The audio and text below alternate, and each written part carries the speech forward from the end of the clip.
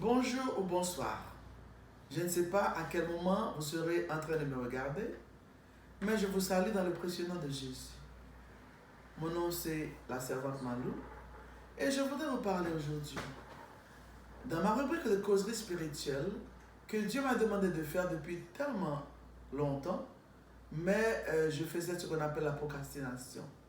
C'est vraiment un esprit, quand ça vous prend, c'est très difficile de s'en défaire.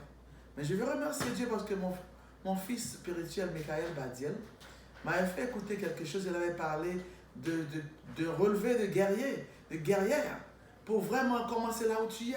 Ne pas t'arrêter. Parce que dans la vie, c'est toujours mieux de commencer là où tu es, avec ce que tu as, et puis Dieu va faire croître. Hein? Parce que il faut commencer quelque part. Je n'ai pas encore ce que je veux comme je voudrais, mais je suis dans un studio bien comme vous voyez, bien achalandé, un studio bien arrangé pour notre producteur là, qui est là. Qu'un jour comme ça, vous la connaîtrez, n'est-ce pas? Tout comme mon fils Michael aussi, que très bientôt, vous allez le connaître aussi, voilà. Alors maintenant, aujourd'hui, je voulais vous parler de l'amour. L'amour, c'est un sentiment qui fait marcher le monde. L'amour, c'est le contraire de la haine. Hein? Parfois, on hait quelqu'un, c'est parce qu'on aime quelque chose de cette personne qui peut-être que nous aurons aimé avant nous-mêmes. Parce que j'ai lu quelque part qui dit que, comment dirais-je, pas l'amour, c'est le contraire. On sait que c'est le contraire de la haine, mais je veux dire que dans la vie, tout le monde est un miroir de soi. Hein? Quand on regarde quelqu'un, ou bien on aime ce que la personne a, ou bien on n'aime pas. Quand on aime, c'est bien. Quand on n'aime pas, c'est parce qu'il y a quelque chose en nous que la personne dérange. Il est toujours bon d'aller chercher en nous-mêmes pour essayer de comprendre c'est quoi le problème. C'est pas la personne le problème, hein? C'est toujours toi. Parce que quand tu fais comme ça sur la personne, souviens-toi que ton pouce pointe toujours vers toi. Le moi là. Il faut toujours s'occuper du moi. D'abord, avant de regarder la petite paille qui est dans l'œil de l'autre, regarde un peu la poutre qui est dans la tienne. C'est bien dit dans Matthieu. Oui, je me souviens de ça. Alors, aujourd'hui, comme j'ai dit, la servante Malou va vous parler de l'amour. L'amour. Un sentiment qui dépasse tout. Un sentiment qui fait que le monde ne peut pas avancer sans l'amour. Ou naturellement le contraire, la haine. Mais nous parlons de l'amour aujourd'hui. Dans notre petite causerie spirituelle, on veut parler de, je dis encore, l'amour. Où est-ce qu'on trouve ça? Il y a un apôtre dans la Bible qui est un apôtre de l'amour. C'est l'apôtre Jean. Vous savez, parmi les disciples de Jésus, il y avait 12. Parmi ces 12 disciples, il y avait Pierre, Jacques et Jean, qui étaient dans le conseil spécial, particulier, personnel de Jésus. Et Jean était l'un d'eux. Jean nous parle de l'amour. Nous allons lire ça dans 1 Jean 4, verset 7. Ça dit, bien-aimés, aimons-nous les uns les autres, car l'amour est de Dieu, et quiconque aime est né de Dieu et connaît Dieu. Voilà. On va parler un petit peu. C'est une causerie. Ce n'est pas un grand sermon. Ce n'est pas un discours théologien. C'est seulement une petite réflexion, une petite causerie pour nous apprendre que l'amour, c'est grandiose. Un amour encore qui est désintéressé. Car Dieu a tant aimé le monde qu'il a envoyé son Fils unique afin que quiconque croit en lui ne périsse pas, mais qu'il ait la vie éternelle. Jésus est venu mourir pour quelqu'un comme moi. Quelqu'un comme moi. Un jour, vous aurez mon témoignage. Quelqu'un comme moi. Quand je ne connaissais pas Dieu, j'avais les yeux bouchés. J'étais aveugle spirituellement. J'ai beaucoup péché. Si quelqu'un n'a jamais péché, c'est très bien. Mais je me souviens que Jésus avait dit, quand on lui avait amené la femme adultère, il a dit que s'il y a quelqu'un d'entre vous qui n'a jamais péché, qu'il lance la première pierre. Et qu'est-ce qui s'est passé? Tout le monde s'en est allé l'un après l'autre et a laissé la femme seule.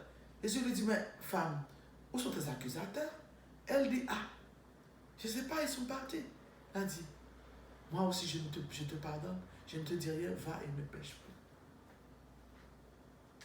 Parce que Jésus était plein d'amour. Dieu a envoyé Jésus comme son fils pour mourir pour nous. Un amour qui donne tout. Ça, c'est l'amour agapé. Il y a d'autres amours. Il y a l'amour éros entre mari et femme. Il y a l'amour filio entre frères et sœurs. Il y a l'amour scorgé aussi, je crois. C'est l'affaire de parents, enfants. Mais on veut parler de l'amour agapé ce soir. Jean, je vais vous dire une petite chose. Jean, c'est quelqu'un qui a été persécuté aussi parmi les apôtres. Imaginez-vous que quelqu'un prend une grosse chaudière ou bien un gros baril, remplit ça d'huile, fait ça chauffer au dernier degré. Plus que la fournaise ardente et des 3 jeunes Hébreux. Là. Fournaise ardente, chauffée, puis on a lâché Jean dans cette huile-là. Imaginez comment cet homme était défiguré, comment cet homme a souffert. Mais c'est un homme qui nous parle de l'amour. Il est l'apôtre de l'amour. Dites-moi vraiment, est-ce que, soyons honnêtes avec nous-mêmes, même moi quand je pense à ce genre d'amour-là, est-ce que j'ai ce genre d'amour que Dieu avait pour ses enfants? Est-ce que j'ai ce genre d'amour-là que Jean prône, que Jean parle? Il te dit, bien-aimés, aimons-nous les uns les autres. Mais aimer les uns les autres, c'est pas facile. Parce que tu vas toujours trouver quelqu'un qui va te piétiner. Quelqu'un qui va te rendre énervé. Quelqu'un qui va te rendre... Parfois, il y a des gens qui t'énervent tellement, tu voudrais leur passer une gifle comme ça, parce que vous savez, il y a le vieil homme là, qui est toujours en nous. Si votre vieil homme est parti, gloire à Dieu pour vous et moi, le vieil homme est toujours là. Ça veut dire que chaque jour dans la vie, je suis délivré. Chaque jour, je fais un effort pour avancer. Chaque jour, je suis plus près de Dieu avec cette Bible. La boussole. Voici mon remède quotidien, mon remède au journalier, mon remède qui m'apprend à aimer mes frères et sœurs quand ils ne sont pas aimables envers moi. Mon remède qui m'apprend parfois quand je me réveille aussi, je ne suis pas d'humeur, mais la Bible nous dit, soyons toujours joyeux. C'est pas facile d'être joyeux quand on a des problèmes. Pas facile d'être joyeux quand tes enfants te donnent des problèmes. Pas facile d'être joyeux quand tu n'as pas d'argent pour payer ton loyer. Pas facile d'être joyeux quand ton mari te quitte, ou ta femme te quitte, ou tes enfants te donnent problème et font palabre avec toi. Mais Jean nous dit, aimons-nous les uns les autres. Les uns les autres veut dire toi et moi. Ces uns-là, tes voisins là, tes amis là, qui ne sont pas toujours intéressés à la Bible. Mais tu sais, aimer les uns les autres veut dire soutenir l'un l'autre. Quand quelqu'un a un problème, tu es toujours là à l'aider. C'est ça, aimer les uns les autres. Aimer les uns les autres, c'est quand quelqu'un, même s'il t'a fait du tort, et tu sais, Dieu a une façon, il a un sens de l'humour. Hein. Ce que Dieu fait parfois, quand il y a quelqu'un qui t'a fait du tort, et puis un jour ce quelqu'un-là a un problème, et Dieu va arranger pour que personne d'autre puisse venir au secours de cette personne que toi. Qu'est-ce que tu vas faire? Est-ce que tu vas prôner aimer les uns les autres? Est-ce que cette personne-là qui a faim, qui a soif, qui a un problème, et c'est toi que Dieu a choisi pour aider cette personne. C'est toi que Dieu a choisi pour que cette personne vienne frapper à ta porte. Est-ce qu'en regardant, tu vas dire, je ne réponds pas, je ne suis pas là aujourd'hui? Ou bien est-ce que tu vas ouvrir la porte avec un vrai sourire, hein? Sans hypocrisie? Hein? Et ça, le vrai amour. Le vrai amour, c'est sans hypocrisie. Le vrai amour, c'est ça qui est dans 1 Corinthiens 13, qui te parle de l'amour. L'amour qui est patient. L'amour qui vraiment, tu vois, te fait avoir ce genre de sentiment-là, qui dépasse ton entendement, qui dépasse ta compréhension, qui dépasse ton vieil homme, qui dépasse tout ce que tu es, tout ce que tu peux être, tout ce que tu pourrais être. C'est un amour qui monte, je dirais, au firmament. C'est un amour qui monte au 3e ciel. C'est un amour qui monte chez Dieu. Un amour d'aimer les uns les autres. C'est pas facile. C'est pas facile.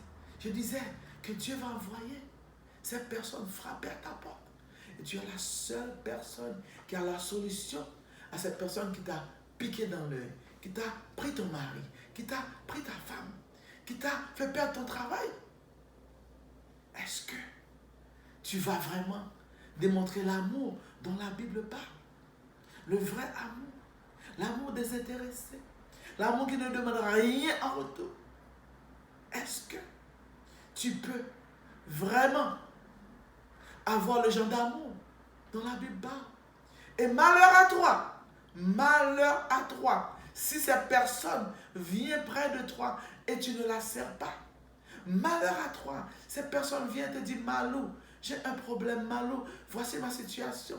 Il faut oublier tout ce que cette personne t'a fait. C'est ça le problème du monde maintenant, le manque de pardon.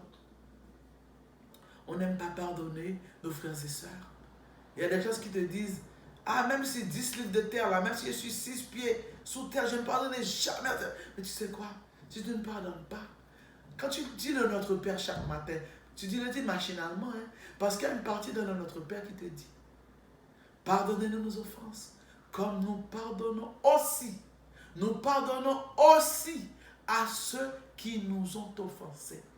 Es-tu prêt à pardonner ton frère, ta soeur, cette personne qui t'a créé du tort, cette personne qui t'a volé? Tu sais que tu as été volé, tu as été violé aussi parfois, tu as été méprisé, tu as été giflé, tu as été humilié, tu as été désarçonné par cette personne. Mais est-ce que tu vas oublier? Pas facile. C'est seulement l'Esprit Saint de Dieu. The Holy Spirit is the only one who can allow you to find this kind of love inside of you. Cet amour ne réside pas en nous. Nous ne sommes pas nés aimables. Nous ne sommes pas nés amoureux les uns des autres. Non. Pas vraiment. Mais Dieu nous appelle à nous aimer les uns les autres. Dieu nous appelle à nous comprendre les uns les autres. Dieu nous appelle à nous pardonner les uns les autres. Et c'est seulement quand tu pardonnes à ton frère que tu fais le commandement que Dieu t'a dit de faire dans le Notre Père. Pardonnez nos offenses, comme nous pardonnons aussi à ceux qui nous ont offensés. Quand tu pardonneras à ton frère, le ciel te pardonnera aussi. Quand tu veux à ta porte pour ton frère, pour ta soeur, qui t'a fait du tort, avec tout l'amour de Dieu dans ton cœur, que seulement la grâce divine, que l'Esprit divin de Dieu peut te donner, à ce moment-là, tu seras vraiment prêt à prôner ce que Jean a dit. Aimons-nous les uns les autres. Je vous laisse maintenant, mes frères et sœurs, mes amis dans le Seigneur. C'était Malou, la servante Malou, votre sœur Malou, qui vous parlait un petit peu dans sa causerie spirituelle de cette semaine. À bientôt. Ciao, ciao. Aimons-nous les uns les autres.